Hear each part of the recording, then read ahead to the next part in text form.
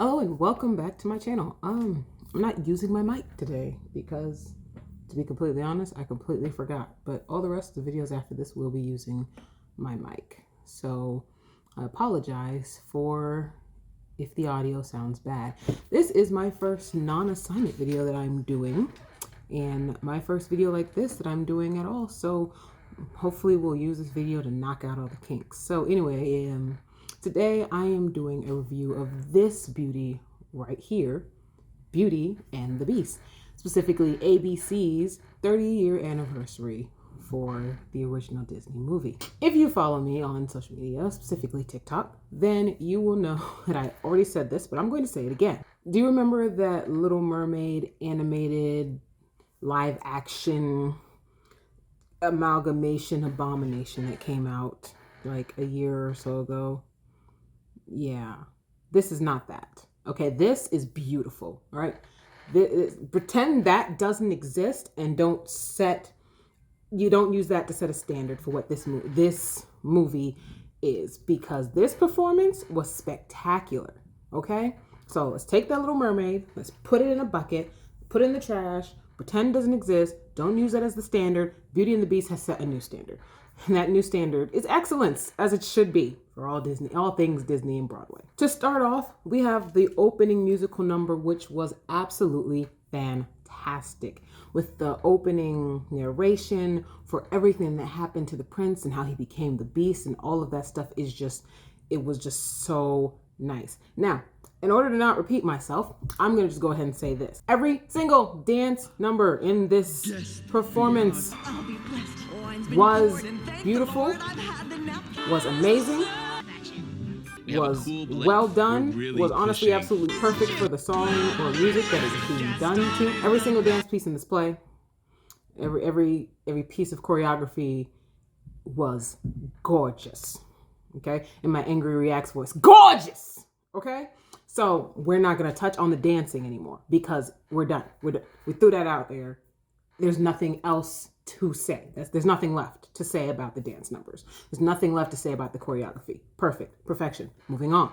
So here is how the rest of this video is going to go. I'm going to start with my positives, my and my negatives, I guess. I don't really have any negatives to say about this performance, but I guess the not as positives as the superlative positives and the not as happy about. Doesn't matter.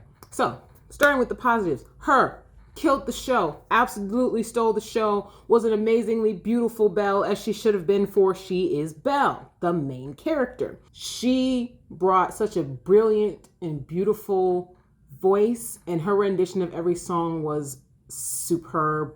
She did perfect with all the songs. Her performance was amazing. She looked amazing. Okay. Josh Groban also did an amazing job as the Beast. He did what he was supposed to do. Now, him as Beast wasn't really in it very much, so I can't really speak much on it, but his musical numbers were done great. He's a singer. That's what he was brought in for. Other positives. I'm trying to be specific and not just say the entire thing was amazing, because it was. It's a whole positive. The entire performance itself is a positive. Everybody did a great job with their respective characters. What is his name? Gaston did great. Everybody did great. There's no need in focusing on that. Martin Short absolutely stole the show for Be Our Guest, which is one of my favorite Beauty and the Beast songs.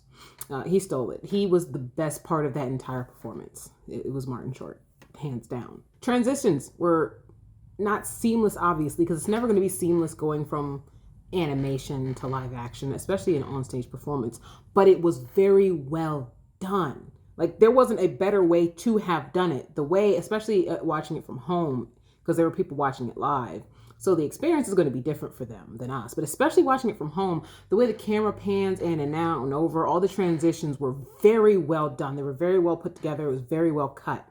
So that was really great. And that's the issue that we had with the Little Mermaid version of this, right? Like, first off, that wasn't really well done. And then everybody, aside of Queen Latifah, who was the standout of that entire performance, the singing was terrible. And these were people who sing, so I don't know what happened with them. Great costumes. I love the interpretation for the Beast costume. I love the costumes for the wolves. I love everybody's costumes. The costumes were absolutely great, spot on. I always love seeing people do different takes when they do costumes for a show that's been done, hundreds, if not thousands of times. Because they weren't the Broadway costumes, they weren't the movie costumes, they weren't the live action movie costumes. And hers, Yellow Bell dress, oh my God, I love that she put her own spin on it. Speaking of that, fast forward to the end. The version of Beauty and the Beast that her and Josh Groban did is hands down my favorite besides the original version of the song.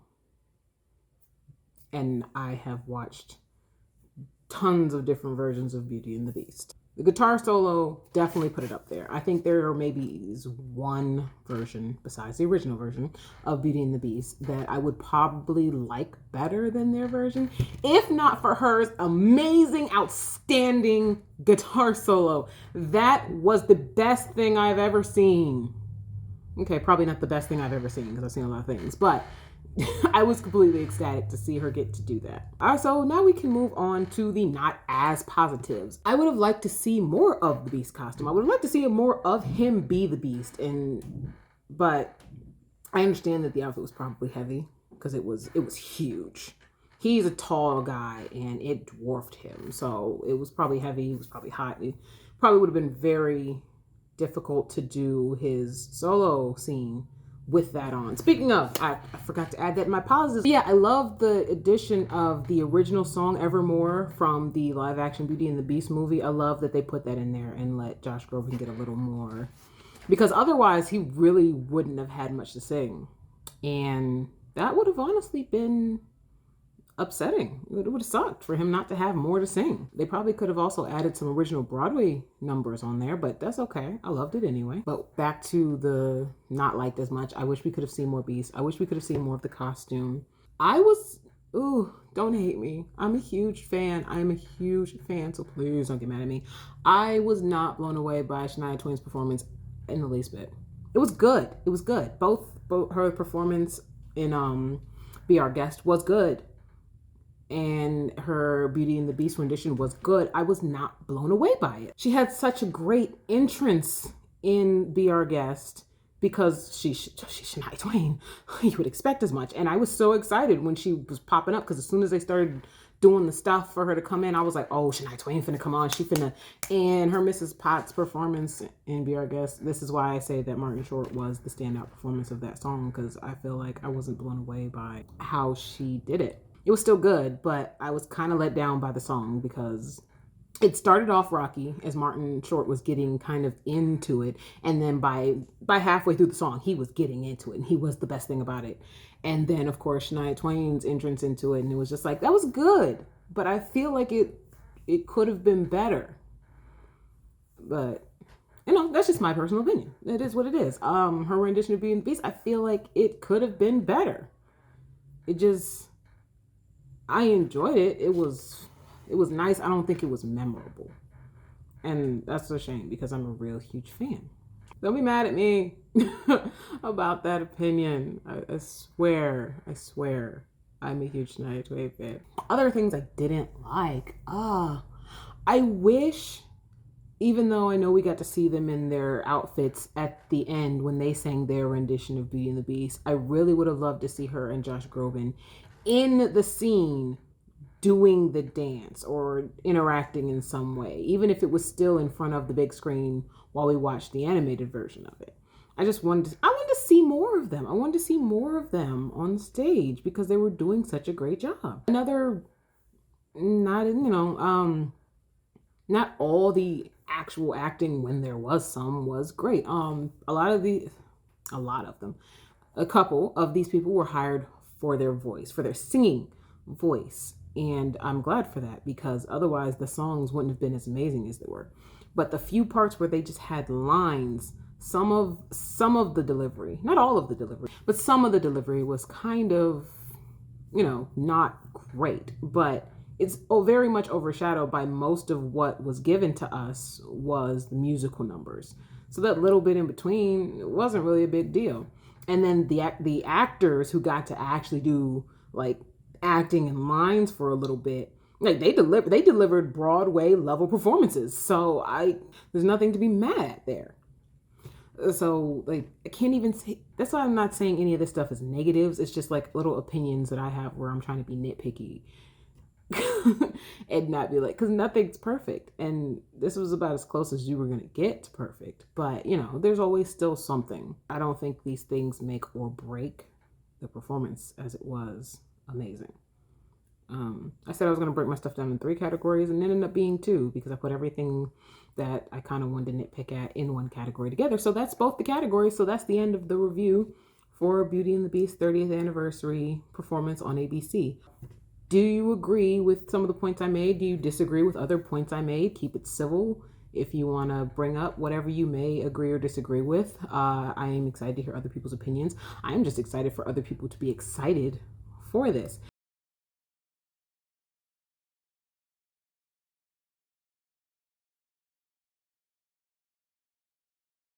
And if you haven't watched it yet, and you watched this whole review because you didn't care about spoilers, I guess, because it's not really a spoiler, it's still a 30-year-old movie.